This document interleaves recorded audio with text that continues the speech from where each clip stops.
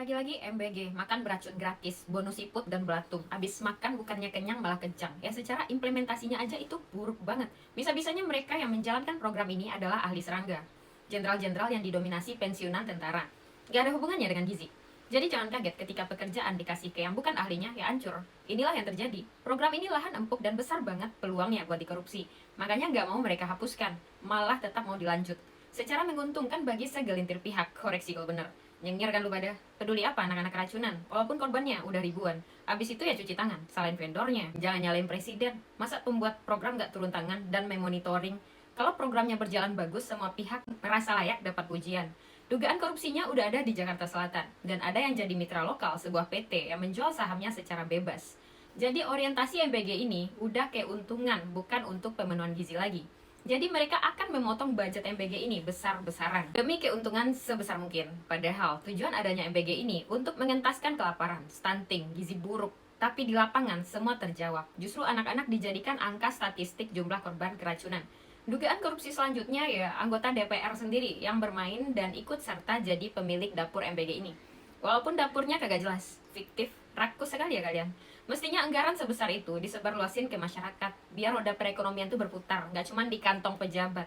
Biarin deh ortu si anak beli sayur, beli ayam, beli buah, sehingga pedagang lain ikut nikmatin keuntungan yang nggak seberapa. Tapi yang terjadi di lapangan, justru si kaya alias elit ikut mencari makan lewat hak orang yang seharusnya dapat bantuan. Anggaran yang digelontorkan untuk MBG ini juga nggak main-main. Tahun ini 71 triliun dan tahun depan 335 triliun. Anggaran sebesar itu dipangkas dari anggaran-anggaran lain termasuk pendidikan, gaji guru-guru, fasilitas pendidikan. Seolah bukan prioritas lagi sekarang. Sekarang juga banyak efisiensi dari mana-mana dan mencekik laut pajak. Sementara implementasi yang kita lihat di lapangan, anak-anak ke sekolah bukannya bertemu guru, justru bertemu dokter. Jadi banyak sekali dampak negatif yang jauh lebih buruk ditimbulkan dari MBG ini.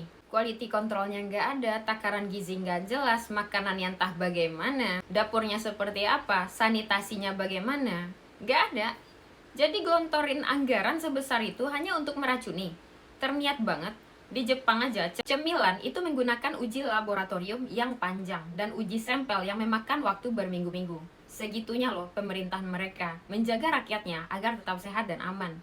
Kandungan gizi, vitamin, segala macam itu harus jelas, baru didistribusikan. Kalau di Indonesia, mereka sibuk dengan berapa fee yang didapat, keuntungan yang didapat. Soal keracunan ya nanti aja dipikirin. Jadi kelihatan ya, mana yang lebih manusia, mana yang bukan. Jadi menurut gue pribadi, program ini evaluasi atau hentikan. So, tulis pendapat kalian netizen di drop comment, share video ini, dan follow.